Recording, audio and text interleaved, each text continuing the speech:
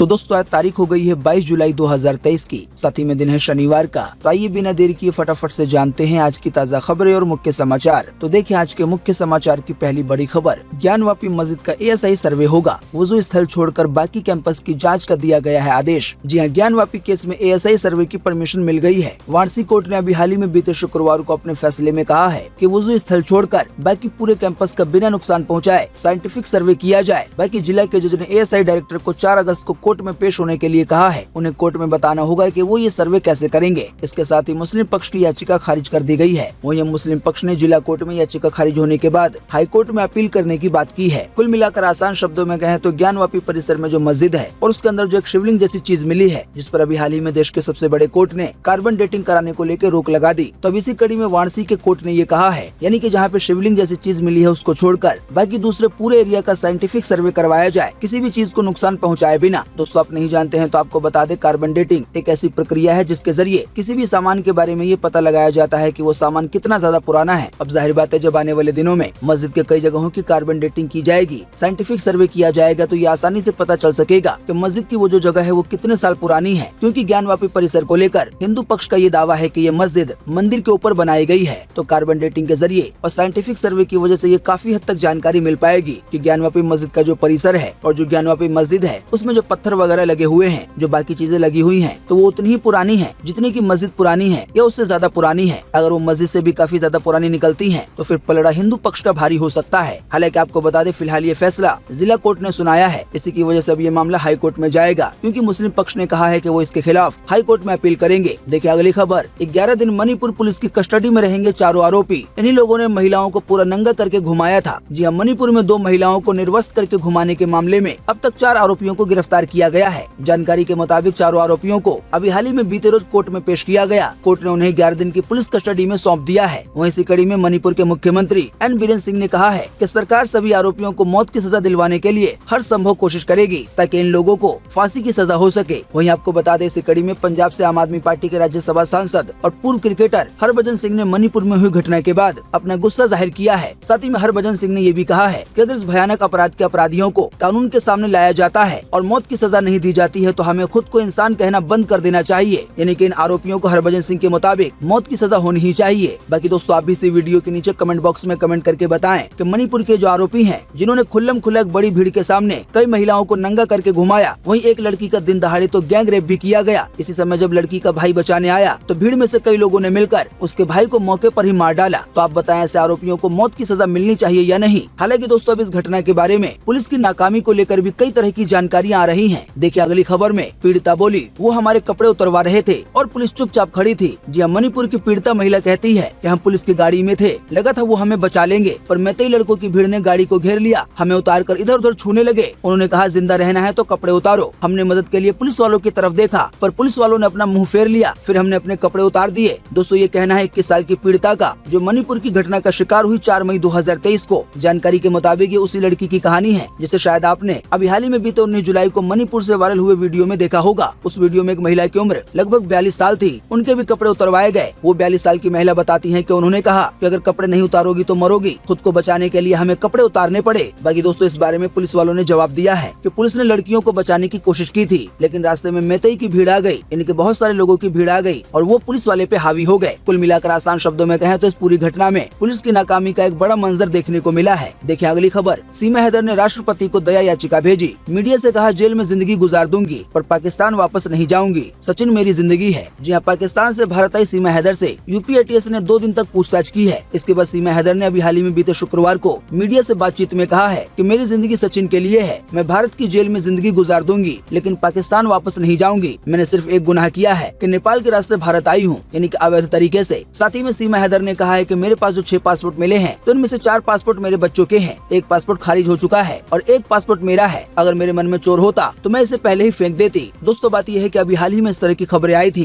कि सीमा हैदर पूछताछ के दौरान कई सवालों का जवाब सही से नहीं दे पा रही है। इसी वजह से इस बात पे विचार किया जा रहा है कि सीमा हैदर को पाकिस्तान भेज दिया जाए, यानी कि वो जहां से आई है। हालांकि अब इसी दौरान सीमा हैदर का ये बयान आया है जिसमें सीमा हैदर ने कहा है कि मैं पूरी जिंदगी भारत के जेल में गुजार दूंगी लेकिन पाकिस्तान वापस नहीं जाऊंगी। देखिए अगली खबर, भारत से ज्यादा सुरक्षित है पाकिस्तान के परमाणु हथियार। अमेरिकी संस्था ने पाकिस्तान को इंडिया के मुकाबले में बेहतर रैंकिंग दी है। जी हाँ, पिछले एक दशक में पहली बार न्यूक्लियर सिक्योरिटी रिस्क बढ़ रही है। परमाणु सुरक्षा की स्थिति का मूल्यांकन करने वाले अमेरिका में स्थित अंतर्राष्ट्रीय संगठन NTI ने अपनी रिपोर्ट में इस बात की पुष्टि की है कि न्यूक्लियर वेपन की सेफ्टी के मामले में पाकिस्तान ज्यादा बेहतर है भारत के मुकाबले में। बताया गया नई रैंकिंग में संगठन ने पाकिस्तान को भारत, ईरान और उत्तर कोरिया से आगे रखा है। कुल मिलाकर आसान शब्दों में कहें तो अमेरिका के संगठन ने कहा है कि जो परमाणु हथियार है उसकी सेफ्टी करने के मामले में पाकिस्तान ज्यादा बेहतर है भारत, ईरान और उत्तर कोरिया के मुकाबले। देखिए अगली खबर। 28% GST पर गेमिंग इन्वेस्टर्स ने PM मोदी को लिखा लेटर, कहा 1100% बढ़ जाएगा टैक्स का बोझ, दोबारा इस पे विचार करे सरकार। जी ऑनलाइन गेमिंग पर 28% GST टैक्स लगाने के बाद सरकार के इस फैसले का विरोध करते हुए 30 डोमेस्टिक और विदेशी गेमिंग इन्वेस्टर्स ने प्रधानमंत्री मोदी को लेटर लिखा है और कहा है कि ऑनलाइन गेमिंग पर जो 28% का GST लगाया गया है इसे कम किया जाए। उनका कहना है कि 28% GST लगने की वजह से टैक्स 1100% बढ़ जाएगा, तो इसी की वजह से इस मामले पे सरकार दोबारा विचार करे और जो ऑनलाइन गेमिंग पर 28% का GST लगाया गया है उसे कम किया जाए। अब आने वाले दिनों में ये देखना बड़ा ही महत्वपूर्ण होगा कि सरकार को या PM मोदी को जो लेटर लिखा गया है इन्वेस्टर्स की ओर से तो उसका क्या असर पड़ता है और क्या आने वाले दिनों में ऑनलाइन गेमिंग पे जो GST लगाया गया है 28% का तो क्या ये कम होता है या नहीं।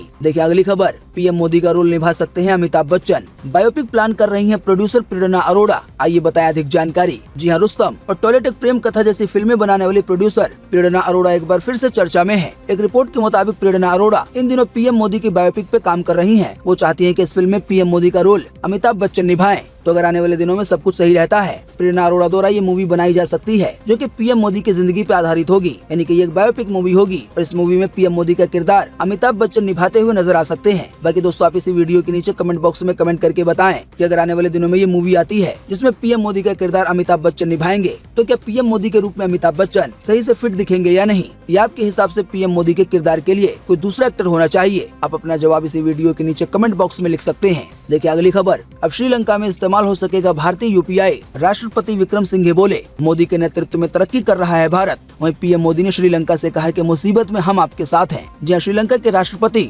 रानिल विक्रम सिंघे 2 दिन के दौरे पे भारत आए हैं। अभी हाल ही में बीते शुक्रवार को उन्होंने PM मोदी से मुलाकात की। दोनों नेताओं के बीच कई मुद्दों पे बातचीत हुई। इसी दौरान श्रीलंका में UPI के इस्तेमाल को लेकर समझौता हुआ है। आसान शब्दों में कहें तो ये समझौता होने के बाद अब इंडिया के लोग श्रीलंका में भी UPI द्वारा पेमेंट कर पाएंगे। वहीं दोनों देशों के रिश्तों पे बात करते हुए PM मोदी ने कहा कि हमारे संबंध प्राचीन और व्यापक हैं। श्रीलंका और भारत के बीच हवाई कनेक्टिविटी बढ़ाई जाएगी, पैसेंजर फेरी सर्विस शुरू होंगी, इलेक्ट्रिसिटी ग्रिड पे काम होगा। देखिए अगली खबर। स्पाइडरमैन बोल के स्कूल से कूदा 3री कक्षा का छात्र। दोस्तों में 16 फीट नीचे कूदने की लगी थी शर्त, अब बच्चे की हालत है गंभीर। जी हाँ, कानपुर के किदवई नगर में 3री क्लास में पढ़ने वाला एक छात्र स्कूल की पहली मंजिल से कूद गया। बच्चे को गंभीर हालत में एक निजी अस्पताल में भर्ती कराया गया है। जानकारी के मुताबिक ये घटना बीते 19 जुलाई की है, पर इसका वीडियो अभी हाल ही में बीते शुक्रवार को सामने आया है। स्कूल प्रबंधन का दावा है कि छुट्टी से थोड़ी देर पहले विराट ने पानी की बोतल भरने की परमिशन मांगी थी, तभी उसके 3 दोस्त भी वहाँ पे पहुँच गए। तीनों दोस्तों में स्पाइडरमैन की तरह कूदने की चर्चा होने लगी। कौन कूद सकता है, इस बात को लेकर शर्त लग गई। इसी कड़ी में 3री क्लास का छात्र पहली मंजिल से यानी कि लगभग 16 फीट ऊपर से नीचे कूद गया स्पाइडरमैन का नाम लेकर। देखिए अगली खबर। स्मार्ट वॉच जैसे फीचर वाली है बोट की स्मार्ट अंगूठी, महिलाओं को पीरियड्स का नोटिफिकेशन भेजेगी, हार्ट रेट और बॉडी टेम्परेचर भी बताएगी। जी हाँ, बोट कंपनी ने भारत में अभी हाल ही में बीते शुक्रवार को एक स्मार्ट रिंग पेश की है। जानकारी के मुताबिक साधारण से दिखने वाली रिंग यानी कि अंगूठी कई तरह के फीचर से लैस है। बोट कंपनी की ओर से कहा गया है कि ये स्मार्ट रिंग यानी कि स्मार्ट अंगूठी जल्दी लॉन्च किया जाएगा। लॉन्चिंग की डेट को लेकर बताया गया है कि ये स्मार्ट अंगूठी अगले महीने यानी कि अगस्त में लॉन्च की जा सकती है। बताया गया छोटी सी अंगूठी में स्मार्ट वॉच वाले कई फीचर होंगे, जैसे कि heart rate, body temperature monitoring, activity tracking, SpO2 monitoring, sleep monitoring, body recovery tracking, साथ में मेंस्ट्रुअल ट्रैकर। देखिए अगली खबर। मोदी सरनेम केस में 4 अगस्त को होगी अगली सुनवाई। राहुल की याचिका पे सुप्रीम कोर्ट ने पूर्णेश मोदी और गुजरात सरकार को भेजा है नोटिस। जी हाँ, देश के सबसे बड़े कोर्ट यानी कि सुप्रीम कोर्ट ने अभी हाल ही में बीते शुक्रवार को मोदी सरनेम मामले में राहुल गांधी की याचिका पे सुनवाई की। जानकारी के मुताबिक सुप्रीम कोर्ट ने इस मामले में राहुल गांधी के खिलाफ शिकायत दर्ज कराने वाले पूर्णेश मोदी और गुजरात सरकार को नोटिस जारी किया है, यानी कि इस मामले पे जवाब मांगा है। जानकारी के मुताबिक बीजेपी नेता पूर्णेश मोदी और गुजरात सरकार को इस बारे में 10 दिन के भीतर जवाब देना होगा। इस मामले में अगली सुनवाई आने वाले 4 अगस्त को होगी। दोस्तों बात यह है कि राहुल गांधी ने सन 2019 में मोदी सरनेम को लेकर एक बयान दिया था। इसके खिलाफ बीजेपी विधायक पूर्णेश मोदी ने मानहानि की शिकायत दर्ज कराई थी। इस मामले में सूरत कोर्ट ने राहुल गांधी को 2 साल की सजा सुनाई। तो एक कानून के तहत 2 साल की सजा होने की वजह से उनकी सांसदी भी चली गई, यानी कि वो सांसद नहीं है। राहुल गांधी ने बयान दिया था कि एक छोटा सा सवाल है, इन सब चोरों के नाम मोदी मोदी कैसे हैं? नीरव मोदी, ललित मोदी, नरेंद्र मोदी और अभी थोड़ा ढूंढेंगे तो और भी बहुत सारे मोदी मिल जाएंगे। तो यही वो राहुल गांधी का बयान है जिसको लेकर सूरत की कोर्ट ने उन्हें 2 साल की सजा सुना दी और 2 साल की सजा होने की वजह से उनकी सांसदी चली गई। देखिए अगली खबर। अहमदाबाद ब्रिज हादसे में आरोपी ने कबूला, भीड़ को रौंदते समय 120 की स्पीड में थी कार। जी हाँ, गुजरात के अहमदाबाद शहर में अभी हाल ही में बीते बुधवार रात को एक बेकाबू जगुआर कार ने करीब 30 लोगों को रौंद दिया। इस हादसे में 9 लोगों की जान चली गई, 15 से ज्यादा लोग घायल हुए, 4 की हालत गंभीर बनी हुई है। अब इस हादसे का एक वीडियो सामने आया है जिसमें कार चला रहे आरोपी तथ्य पटेल को ये बात कबूल करते हुए सुना जा सकता है कि हादसे में उसकी कार की स्पीड 120 किलोमीटर प्रति घंटा थी। दरअसल बात यह है कि हादसे के बाद भीड़ ने तथ्य पटेल की जमकर पिटाई कर दी थी। हालांकि वो खुद भी घायल हो गया था। इसके बाद उसे हॉस्पिटल में भर्ती कराया गया। अब वो जैसे ही सही होगा तो उसे गिरफ्तार किया जाएगा। देखिए अगली खबर, राजस्थान में पेपर लीक करने वालों को होगी उम्र कैद। वहीं मिनिमम इनकम गारंटी वाला पहला राज्य बना राजस्थान। वहीं हर साल 15% बढ़ेगी सामाजिक सुरक्षा पेंशन। जहाँ राजस्थान में भर्ती परीक्षाओं के पेपर लीक करने वालों को उम्र कैद तक की सजा हो सकेगी। अभी हाल ही में बीते शुक्रवार को विधानसभा में बहस के बाद यह बिल पास हो गया। पहले पेपर लीक करने वालों को कम से कम 5 साल और ज्यादा से ज्यादा 10 साल तक की सजा हो सकती थी। यह पहले नया कानून बनने के बाद अब राजस्थान में पेपर लीक करने वालों को उम्र कैद तक की सजा हो सकती है। वहीं पेपर लीक करने वालों पे कम से कम 10 लाख रुपए और ज्यादा से ज्यादा 10 करोड़ रुपए तक का जुर्माना लगाया जा सकता है। वहीं बताया गया जुर्माना नहीं देने पर 2 साल की एक्स्ट्रा सजा भुगतनी होगी। वहीं एक और ताजा जानकारी के मुताबिक राजस्थान के विधानसभा में बहस के बाद राजस्थान न्यूनतम आय गारंटी विधेयक को भी पारित कर दिया गया है। आसान शब्दों में कहें तो राजस्थान मिनिमम इनकम गारंटी वाला पहला राज्य बन गया है। इसके तहत राजस्थान में शहरी और ग्रामीण क्षेत्रों में मनरेगा के 100 दिन के अलावा 25 दिन का रोजगार गारंटी से मिलेगा। वहीं सामाजिक सुरक्षा पेंशन हर साल 15% बढ़ाना अनिवार्य होगा। बुजुर्ग, विधवा, विकलांग समेत सभी कैटेगरी की सामाजिक सुरक्षा पेंशन को हर साल 15% बढ़ाया जाएगा। वहीं जानकारी के मुताबिक इस बिल के जरिए सरकार ने ग्रामीण क्षेत्र में निवास करने वाले हर 18 साल से ऊपर के व्यक्ति को 100 दिन पूरे काम होने पर कम से कम 25 दिन एक्स्ट्रा रोजगार देने की गारंटी दी है। वहीं बाकी जैसा कि अभी हमने आपको बताया कि अब राजस्थान में सामाजिक सुरक्षा पेंशन ले रहे करीब 1 करोड़ लोगों की पेंशन में हर साल 15% की बढ़ोतरी होगी और ये बढ़ोतरी करना बिल्कुल अनिवार्य होगा। देखिए अगली खबर, 22 राज्यों के 235 जिलों में है बाढ़ जैसे हालात। 19 जुलाई तक भारी बारिश की वजह से 747 लोगों की जान गई है। वहीं महाराष्ट्र में लैंडस्लाइड की वजह से एक पूरा गाँव तबाह हो गया है। जी देश भर के 22 राज्यों में 235 जिले बाढ़ से प्रभावित हैं। 10,000 से ज्यादा मकान तबाह हो गए हैं। बाढ़ के चलते 2.5 लाख हेक्टेयर की फसल बर्बाद हो चुकी है। वहीं बाढ़ की वजह से जान गंवाने वाले जानवरों की संख्या 21,000 से ज्यादा हो चुकी है। आपको बता दें ये जानकारी एबीपी न्यूज ने दी है। वहीं दूसरी ओर महाराष्ट्र के रायगढ़ में लैंडस्लाइड यानी कि जमीन खिसकने की वजह से पूरा गांव तबाह हो गया है। इसमें 16 लोगों की जान गई है। बाकी दोस्तों आप अपनी स्क्रीन पर देख सकते हैं कि अगले 24 घंटे के दौरान यानी कि आज 22 जुलाई 2023 को देश भर में कैसा रहेगा मौसम का हाल। तो मौसम विभाग के अनुसार अगले 24 घंटे के दौरान हिमाचल प्रदेश में, उत्तराखंड में, लद्दाख में, जम्मू कश्मीर में, पंजाब में, राजस्थान में, गुजरात में, मध्य प्रदेश में, महाराष्ट्र में, गोवा में, कर्नाटक में, तेलंगाना में, आंध्र प्रदेश में, उड़ीसा में, छत्तीसगढ़ में, केरल में बहुत भारी बारिश होने की संभावना है। यानी कि इन सभी राज्यों में बहुत भारी बारिश होगी। हालांकि इसके अलावा हरियाणा में, दिल्ली में, अरुणाचल प्रदेश में, मेघालय में, पश्चिम बंगाल में, झारखंड में, असम में भारी से कम यानी कि मध्यम बारिश होगी। देखिए अगली खबर, चावल खाने को तरसेगी दुनिया। भारत ने अपने लोगों की भलाई के लिए उठाया है ये कदम। आइए बताएं अधिक जानकारी। जी हाँ, भारत ने गैर बासमती चावल के निर्यात पर रोक लगा दी है। यानी कि वो चावल जो बासमती नहीं है अब उसे दूसरे देश नहीं भेजा जाएगा। जानकारी के मुताबिक भारत अपनी घरेलू मांग को पूरा करने और चावल की कीमतों को बढ़ने से रोकने के लिए ये फैसला करने पे आमादा हुआ है। जानकारी के मुताबिक भारत के निर्यात रोक देने से दुनिया भर में चावल की कीमतों में तेजी आने की संभावना है। साथ ही अंतर्राष्ट्रीय बाजार में चावल की सप्लाई काफी कम हो जाएगी। ऐसे में दुनिया के कई देशों के सामने गंभीर खाद्य संकट पैदा हो सकता है। दोस्तों वैसे आप नहीं जानते हैं तो आपको बता दें, अपना भारत पूरी दुनिया में चावल का सबसे बड़ा निर्यातक है। आसान शब्दों में कहें तो पूरी दुनिया में अकेला ऐसा देश अपना भारत है जो सबसे ज्यादा दूसरे देशों में चावल भेजता है। कुल वैश्विक निर्यात में भारत की हिस्सेदारी 40% है। वहीं बताया गया जो देश गेहूं और चावल निर्यात करते हैं उन पे दोहरी मार पड़ने वाली है। ऐसा इसलिए है क्योंकि पिछले एक सप्ताह में अंतर्राष्ट्रीय बाजार में गेहूं के दाम में 10% की बढ़ोतरी हो चुकी है। कुल मिलाकर आसान शब्दों में कहें तो अंतर्राष्ट्रीय स्तर पर गेहूं के दाम में 10% की बढ़ोतरी हुई है। इसी की वजह से अभी हाल ही में पाकिस्तान में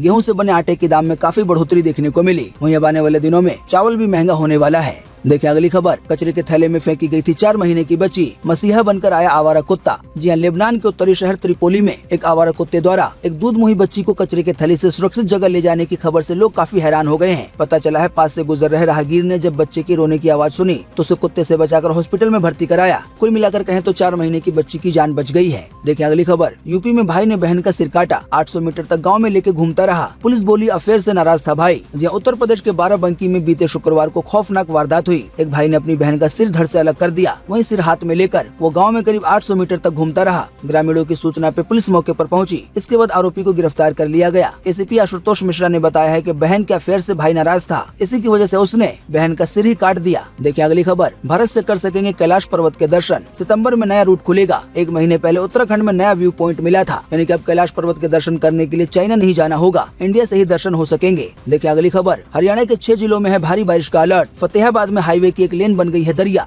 इससे जुड़ा वीडियो आप देख सकते हैं कि रोड का एक साइड किस तरह से दरिया बना हुआ है। देखिए अगली खबर, ममता बनर्जी के आवास में कार से की गई घुसपैठ की कोशिश, आरोपी हुआ गिरफ्तार। जी हां, पश्चिम बंगाल की मुख्यमंत्री ममता बनर्जी की सुरक्षा में अभी हाल ही में बीते 21 जुलाई शुक्रवार को बड़ी चूक हो गई। नूर आलम नाम का एक व्यक्ति कार लेकर ममता के कालीघाट स्थित घर में घुसने की कोशिश कर रहा था। हालांकि बाद में उसे गिरफ्तार कर लिया गया। पकड़े गए व्यक्ति की कार से बंदूक, एक चाकू और गांजा वगैरह बरामद किया गया है। देखिए अगली खबर, हरियाणा में कुंवारों की पेंशन का नोटिफिकेशन हुआ जारी। तलाकशुदा और लिव इन में रहने वालों को नहीं मिलेगा इसका लाभ। शादी हो जाने के बावजूद भी अगर ये पेंशन ली तो ब्याज समेत वसूली की जाएगी। जी, हरियाणा सरकार ने राज्य में कुंवारे लोगों को दी जाने वाली पेंशन से जुड़े नोटिफिकेशन जारी कर दिए हैं। इस पेंशन का ऐलान 2 हफ्ते पहले मुख्यमंत्री मनोहर लाल ने किया था। दोस्तों, आप नहीं जानते हैं तो आपको बता दें, ये पेंशन उन लोगों को दी जाएगी जिन्होंने अपनी जिंदगी में कभी भी शादी नहीं की है और उनकी उम्र 40 से 60 साल के बीच में है। जानकारी के मुताबिक ऐसे लोगों को हर महीने 2750 रूपए की पेंशन दी जाएगी। देखिए अगली खबर, 23 जुलाई के बाद भी निजी चैनल प्रसारित करेगा गुरुवाणी। जत्थेदार के आदेश पर SGPC लिखेगी लेटर। वहीं जल्दी गुरुबाणी की शुरुआत यूट्यूब पर भी होगी।